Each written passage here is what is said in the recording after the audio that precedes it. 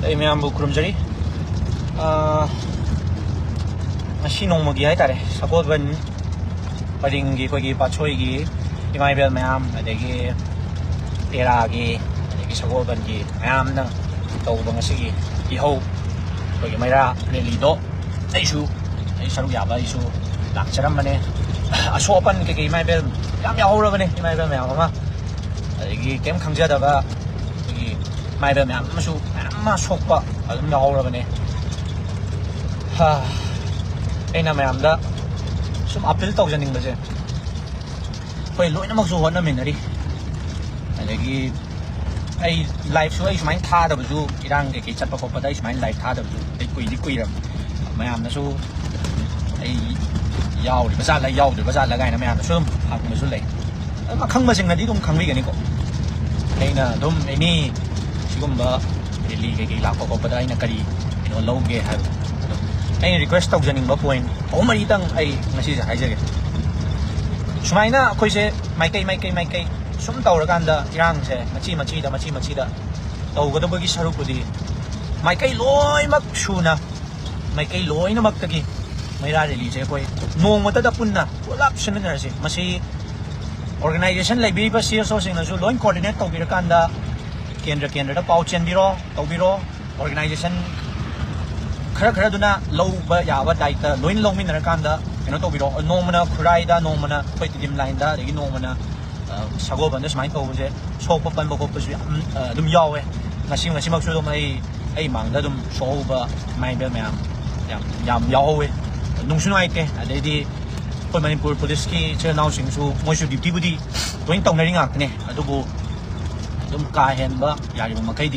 इमाइबेल सिंग अदुगा थोलैबा प्रजा सिंग दा यारिगै तौबिगनु हाइबसिम तंगा I appeal तौजनिंगे अदुगा अखोय आइना नुमित खरनी ममांग चाही अमनि ममा लाइ तारे को बांग्लादेश की आई वीडियो मखो उगी बांग्लादेश की पुलिस ना फुबा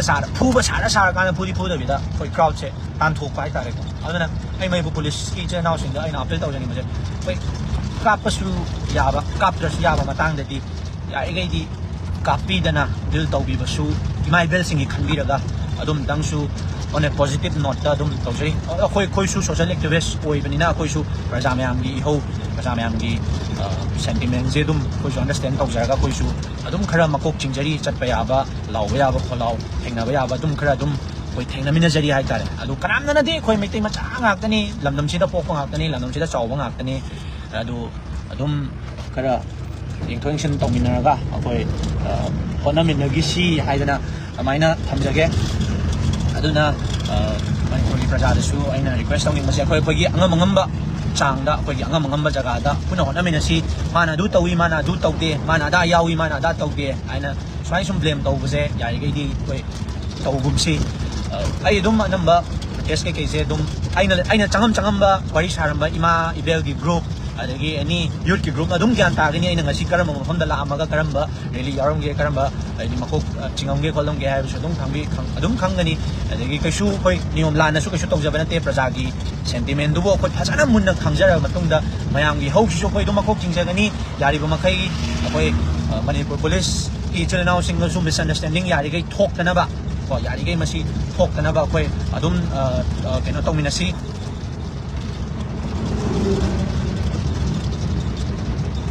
अदुगा कैसु काइदे खोइ पेनदबा खोतबा दुम थोंगनबा कैसु काइदे दुम मयामना थाव वखल नुहाइ तबदगी आई रेली याउइरा याउदैरा नत्रगा ओनली कमेंट दंग पीरा पोस्ट दंग थागलिरा ना हंबिरबसुम याउइ अम याउइ आई चली दुम मरक्ता थागतबसु कोंगाय अमनी अदगी सोशल मीडिया दा ताहनदबसु दुम कोंगाय अदु तौद्रे दना एक सोशल मीडिया दा थागतरे ना कोइ ता चटोइ तबगी ममिसु नते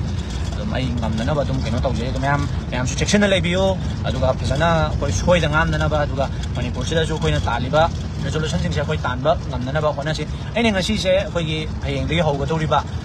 nui mangani gi punna shutdown ji gi matang da su sum praja mayam dagi la ko kholaw hai tare ko ai tom dagi su makhalong gi kholaw na taba ai di mayam se shura ga su am ba loina chana ba oi ba sida curfew ne kari ne dai ne mayam tawga mu shutdown law ba sida mayam se katang wanare haidana अइमोंदा sum appeal तौरपदगी plus मयामदि हंगामदा भय अदो यामना सेंगनै काय हंगोदना हायबदा Cheng लेत्रे कोइ Cheng नुंग के खरा kamain tau si ko chige na iban hangak pa pa bada dum yauri ni hai tare ko aduna sigum bagi irang je siau na irang je smaina chau khalak pasida ali mayam se wana rak pasida ko gi total shutdown je nat taba atop lambi alternative means ko lai gadra punna ko hona min na ba ba ke ki leina sumaina apil lama sumayam da tau jabani ado hekta otherwise ne ta puto na ba maina wrongly interpret tauge na taubi bush yawe adu madu yari ge di khoi taubi dana bai na ningsing jari koi na dum thoksa ga tau jari mayam su praja ge interest ni koi mayam na phani ha ba do dum hausi langsi koi khonna minasi chengsi chongsi adubu ka hena koi masem da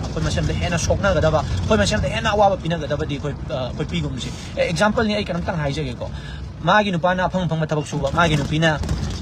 glass tamba ni hotel da yaw ba ado hojik kolai iba irang asang basina nomagi kusuman phangam basing do amta phangdre phangdragadi numit tarani si sum wana hinga pada mingon dagi uba lakpa phangtaba matang su adum yauna da banate plus kamaina di la haidi tawriba akogi angang ani leitriba cha ani leitriba dagi akogi chirina hom sigi di kamaina hekta to se habadu su haina ikai boy nungai ta boy pen da boy phongdok pham su leitaba aduga akwai shi hata akwai sumaina tawrpadagi kitang haidi constructive oiba measure da akwai kamaina tai tawga thengnaba yagadage haidana akwai asum aina suggestion oina puthokchabani aduna sida hoi mayamna 5 days shutdown my evel manipur gi pulap mayamna ade mayam prajana mayam tawgi luda koina ka show objection tawbagi mami di ka show leijabana te dubu hoi puno hona minagi si afaba constructive oiba solution adum thokchara kijani solution amadi soidana porona ba koina ngasi hoiba ihausisu akwai gi keno haidi mahi phangba adugumbo oiminasi haidana tawsa Colgate to kitang yam tai silo mid thup lani mamang chinglaga chatlo bani na mid thup lang ngani Puripok 360 oi male oi yamba dum hoi chamina ba kangun adi dum khangam gani hai tari ne ko hoi adum kai diu phai le yam hoi khara dum makok chingminari chaminari tongminari hai tare khara ngam ngam ba hona ka bani ade mayam naที่ว่าเรื่องงานสู้คือคนนกโทกับตาทกก็สู้ตามตาไปนี่ไม่ต่อแล้วคนนั้นดูแม่เห็นว่าต้องมีนัสไอ้ดิคนนั้นมีนัสไอ้นะไม่ให้ใจกันไป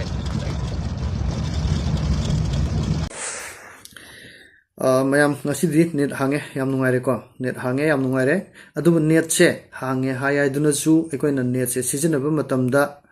social media season ba matam da haiba tare sinau mayam ekoi na phangai ba information jing je kaya muk yamna clear oiraba information no khangdringe kanda kaina hana heta social media da dak heta thamoi je aina si pause ma hana tare adu itaraga di social media da aina si information je tham taraga di ai gi personality je miyam na khitang do ita juwang khanbi be yai ne khalaga heta tho heta hana heta thamoi je aikoi na thamba information amana mayam da piba information amana koi gi lairiba issue jige solve tawna gi lambi ama heta oibju yari ne aduga tongan ba dimension amda chatkhraga aikoi je amuk hanna sagatpa ngamdaba pungkai kaiba adugum information amai ta oibju yari ne mo tholokpa yaba information oibju ta yari ne azu net hangi kaina haije mo am thokla di amuk sukai doine amku thingi doine haita hoi kana gumba singna hojik lairiba manipur issue je parja jigi wakalon je tongan ba dimension amda puragena game plan tawba mi yawbra wahang ni subject to correction adu yaw taragasu adom gi game plan hojik ki oina mai pa ki be yai adu aroi badadi madugi consequence yam sathina chaune yam sathi gane ba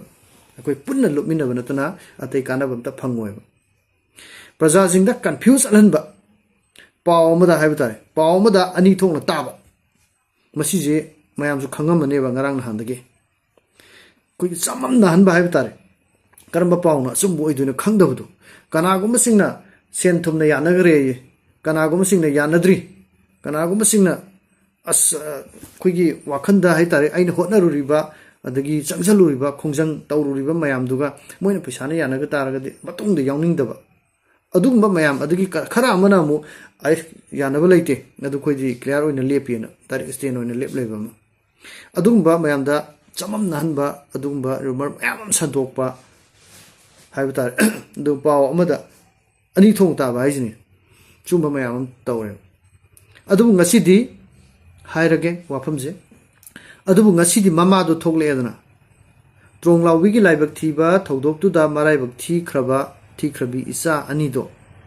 ꯑꯗꯨꯗꯨꯒꯤ ꯑꯄꯣꯛꯄꯤꯗꯨ ꯉꯁꯤ ꯊꯣꯛꯂꯛꯑꯒ ꯃꯤꯌꯥꯝ ꯃꯥꯡꯗ clear ꯑꯣꯏꯕ ꯃꯥꯒꯤ statement ꯊꯝꯈ꯭ꯔꯦ ꯑꯗꯨ ꯃꯥꯅ ꯃꯤꯌꯥꯝ ꯃꯥꯡꯗ ꯃꯦꯗꯤꯌꯥꯗ ꯊꯣꯛꯂꯒ ꯁ꯭ꯇꯦꯠꯃꯦꯟ ꯊꯝꯃꯛꯏꯗꯨ ꯀꯔꯤꯒꯤꯅꯣ ꯑꯩꯈꯣꯏꯁꯦ ꯀꯟꯐ꯭ꯌꯨꯁ ꯆꯠꯂꯛꯄꯗꯒꯤ ꯊꯝꯃꯛꯏꯅꯦꯕ ꯑꯩꯈꯣꯏꯅ ꯄꯥꯎꯁꯦ ꯀꯔꯝꯕꯅ ꯆꯨꯝꯗꯣꯏꯅꯣ ꯈꯪꯉꯛꯇꯕꯗꯣ ꯑꯗꯨꯗꯒꯤ ꯊꯣꯛꯇ ꯌꯥꯗꯅ ꯊꯣꯛꯂꯛꯏꯅꯦꯕ ꯃꯆꯥ ꯑꯃ ꯀꯥꯏꯅꯕ ꯃꯇꯝꯗ ꯊꯧꯕꯨꯝ ꯇꯔꯥ ꯅꯥꯎꯄꯨꯔꯒ ꯋꯥꯅ ꯄꯣꯛꯆꯕ ꯃꯆꯥꯗꯨꯅ ꯏꯃꯥ ꯍꯥꯏꯅ ꯀꯧꯕ ꯇꯥꯕꯗ ꯍꯥꯏꯇꯥꯔꯦ ꯃꯥꯏ ꯊꯧꯕꯨꯝ ꯇꯔꯥ ꯅꯥꯎꯄꯨꯔꯛꯄꯒꯤ ꯑꯋꯥꯕꯗꯣ ꯄꯨꯝꯅꯃꯛ ꯀꯣꯛꯑꯦꯅ ꯍꯥꯏꯔꯤꯅꯦꯕ ꯑꯗꯨꯒꯨꯝꯕ ꯃꯆꯥꯗꯣ ꯑꯃ ꯀꯥꯏꯅꯕ ꯃꯇꯝꯗ ꯃꯃꯥꯁꯤ ꯃꯩꯁꯤꯅ ꯀꯌꯥꯝ ꯉꯥꯎꯒꯦꯗ ꯃꯐꯤ ꯃꯔꯣꯟ ꯃꯊꯣꯡ ꯃꯔꯣꯡ ꯈꯪꯄꯣꯠꯇꯦꯕ ꯏꯀꯥꯏ ꯍꯪꯒꯣꯏꯗꯨꯅ ꯍꯥꯏꯔꯕꯅꯤꯁꯦ ꯏꯆꯥ ꯑꯃ ꯀꯥꯏꯅꯕ ꯃꯇꯝꯗ ꯃꯃꯥꯁꯤꯡ ꯃꯐꯤ ꯃꯔꯣꯟ ꯃꯊꯣꯡ ꯃꯔꯣꯡ ꯈꯪꯗꯦ ꯉꯥꯎꯔꯤꯅꯦꯕ ꯑꯗꯨꯗꯣ ꯃꯆꯥ ꯑꯅꯤꯃꯛ ꯃꯤꯀꯨꯞ ꯑꯃꯗ ꯍꯥꯏꯕ ꯇꯥꯔꯦ ꯂꯦꯞꯂꯧ ꯂꯧꯈ꯭ꯔꯤꯅꯦꯕ ꯑꯗꯨ ꯃꯥꯏ ꯋꯥꯈꯟꯗꯨ ꯀꯗꯥꯋꯥꯏ ꯖꯒꯥꯗ ꯂꯩꯔꯝꯅꯤ ꯗꯤꯒ꯭ꯔꯤꯒ ꯑꯣꯟ ꯇꯥꯔꯒꯗꯤ ꯍꯥꯏꯇꯥꯔꯦ ꯀꯃꯥꯏꯅ ꯂꯩꯔꯝꯒꯗꯒꯦ ꯃꯁꯥꯁꯨ ꯁꯣꯛꯏꯕ ꯃꯆꯥ ꯑꯃ ꯌꯦꯡꯉ ꯂꯩꯍꯧꯒꯗꯕꯁꯨ ꯑꯝꯇ ꯂꯩꯇ꯭ꯔꯕ ꯕ꯭ꯂꯦꯡ ꯑꯗꯨꯒꯤ ꯐꯤꯕꯝꯗꯨꯗ ꯗꯣꯛꯇꯔꯗꯒꯤ ꯗꯤꯁꯆꯥꯔꯖ ꯇꯧꯔꯛꯄꯗ ꯉꯥꯏꯔꯤꯕ ꯃꯃꯥꯗꯣ ꯑꯗꯨ ꯊꯣꯛꯂꯒ ꯄꯥꯕ꯭ꯂꯤꯛ ꯃꯤꯌꯥꯝꯗ ꯑꯩꯒꯤ ꯈꯣꯡꯐꯝ ꯍꯟꯕ ꯂꯩꯇ꯭ꯔꯤ ꯃꯌꯥꯝꯅ ꯃꯇꯦꯡ ꯄꯥꯡꯕꯤꯌꯨ ꯑꯩꯒꯤ ꯏꯆꯥ ꯂꯩꯈꯤꯗꯕꯗꯣ ꯃꯗꯨꯅ ꯑꯔꯣꯏꯕꯁꯨ ꯑꯣꯏꯍꯜꯂꯁꯤ ꯑꯗꯨꯒ ꯃꯤꯍꯥꯠꯄ ꯗꯟꯗꯤ ꯄꯤꯕ ꯅꯠꯇꯅ ꯑꯩ ꯂꯨꯄꯥ ꯑꯃꯠꯇ ꯄꯥꯝꯗꯦꯕ ꯃꯥꯒꯤ ꯀ꯭ꯂꯤꯌꯥꯔ ꯑꯣꯏꯕ ꯑꯁꯦꯡꯕ ꯁ꯭ꯇꯦꯠꯃꯦꯟ ꯊꯝꯈ꯭ꯔꯦꯕ ꯃꯁꯤꯗꯩꯗ ꯑꯩꯈꯣꯏꯁꯦ ꯆꯞ ꯃꯥꯟꯅꯅ ꯁ꯭ꯇꯦꯟ ꯑꯣꯏꯅ ꯂꯦꯞꯃꯤꯟꯅꯁꯤ ꯊꯥꯖꯃꯤꯟꯅꯁꯦꯕ ꯃꯥ ꯊꯣꯛꯂꯛꯇꯕ ꯌꯥꯏꯑꯕ ꯃꯥ ꯊꯣꯛꯂꯛꯏꯗꯣ ꯀꯔꯤꯒꯤꯅꯣ ꯍꯥꯏꯀꯥꯟꯗ ꯑꯩꯈꯣꯏꯁꯦ ꯀꯟꯐ꯭ꯌꯨꯁ ꯆꯠꯂꯛꯄꯗꯒꯤ ꯊꯣꯛꯂꯛꯏꯅꯦꯕ ꯑꯗꯨꯅ ꯑꯩꯈꯣꯏꯅ ꯄꯥꯎ ꯇꯥꯕ ꯃꯇꯝꯗꯁꯨ ꯃꯁꯤꯕꯨ ꯃꯃꯥꯅ ꯃꯆꯥ ꯑꯅꯤꯗꯨ ꯁꯨꯃꯥꯏꯅ ꯇꯧꯔꯀꯥꯟꯗ ꯁꯤꯗꯕꯨ ꯌꯥꯁꯟꯅꯔꯝꯒꯗ꯭ꯔꯅꯦ ꯏꯁꯥꯅꯁꯨ ꯈꯔ ꯗꯤꯁꯥꯏꯠ ꯇꯧꯕ ꯉꯝꯕꯒꯤ ꯀꯩꯅꯣ ꯂꯩꯃꯤꯟꯅꯁꯦ ꯋꯥꯈꯜ ꯑꯃꯃꯝ ꯈꯟꯃꯤꯟꯅꯁꯦꯕ ꯏꯆꯤꯟ ꯏꯅꯥꯎ ꯃꯌꯥꯝ ꯑꯗꯨꯅ ꯑꯩꯈꯣꯏꯅ ꯄꯥꯎ ꯑꯃꯗ ꯑꯩꯈꯣꯏꯒꯤ ꯀꯩꯅꯣ ꯑꯃꯗ ꯍꯥꯏꯇꯥꯔꯦ ꯋꯥ ꯑꯃꯗ ꯄꯥꯎ ꯑꯅꯤ ꯊꯣꯛ ꯇꯥꯕ ꯍꯥꯏꯁꯦ ꯀꯔꯝꯕꯅ ꯆꯨꯝꯗꯣꯏꯅꯣ ꯈꯪꯗꯕ ꯔꯨꯃꯔ ꯃꯌꯥꯝ ꯁꯟꯗꯣꯛꯄꯒꯤ ꯊꯕꯛꯁꯦ ꯈꯔ ꯇꯣꯛꯅꯁꯦꯕ ꯁꯤ ꯁꯟꯗꯣꯔꯛꯄꯗꯒꯤ ꯊꯣꯛꯇ ꯌꯥꯗꯅ ꯊꯣꯛꯂꯛꯏꯅꯦꯕ ꯑꯗꯨ ꯃꯁꯥꯁꯨ ꯅꯥꯔꯤꯕꯅꯤꯀꯣ ꯃꯤꯌꯥꯝ ꯃꯥꯡꯗ ꯃꯥ ꯊꯣꯛꯂꯛꯑꯒ ꯑꯗꯨꯃꯥꯏꯅ ꯃꯆꯥ ꯀꯞ ꯂꯥꯎꯅ ꯇꯧꯕ ꯍꯥꯏꯗꯣ ꯃꯁꯨ ꯃꯃꯥ ꯃꯄꯥꯅꯁꯨ ꯑꯩꯈꯣꯏꯒꯤ ꯑꯍꯜ ꯂꯃꯟꯁꯤꯡꯅꯁꯨ ꯇꯧꯍꯟꯅꯤꯡꯉꯝꯃꯣꯏ ꯃꯥꯁꯨ ꯄꯣꯊꯥꯍꯟꯅꯤꯡꯉꯝꯒꯅꯦꯕ ꯅꯠꯇ꯭ꯔꯒ ꯑꯏꯪꯕ ꯖꯒꯥꯗ ꯀꯅꯥꯝꯇꯅ ꯌꯦꯜꯂꯣꯏꯗꯕ ꯖꯒꯥ ꯑꯃꯗ ꯃꯥ ꯐꯖꯅ ꯂꯩꯅꯤꯡꯉꯝꯅꯦꯕ ꯑꯗꯨꯒꯤ ꯐꯤꯕꯝꯗꯨꯗ ꯃꯌꯥꯝ ꯃꯃꯥꯡꯗ ꯀꯞꯄꯒ ꯂꯥꯎꯕ ꯇꯧꯔ ꯊꯣꯛꯂꯛꯑꯒ ꯃꯌꯥꯝꯗ ꯋꯥꯀꯠꯂꯔꯤꯗꯣ ꯑꯩꯈꯣꯏꯅ ꯄꯥꯎ ꯂꯧꯁꯟꯕ ꯍꯩꯇꯕ ꯋꯥꯈꯜ ꯈꯟꯊꯕ ꯍꯩꯇꯕ ꯄꯥꯎ ꯄꯤꯕ ꯃꯇꯝꯗꯁꯨ ꯃꯌꯥꯝꯗ ꯃꯤꯅ ꯆꯃꯝꯅꯅꯕ ꯄꯥꯎ ꯄꯤꯕꯗꯒꯤ ꯊꯣꯛꯏꯅꯦꯕ ꯁꯤꯁꯦ ꯁꯤꯃꯇꯪ ꯍꯥꯏꯖꯒꯦ ꯃꯦꯝ ꯌꯥꯏꯐꯔꯦ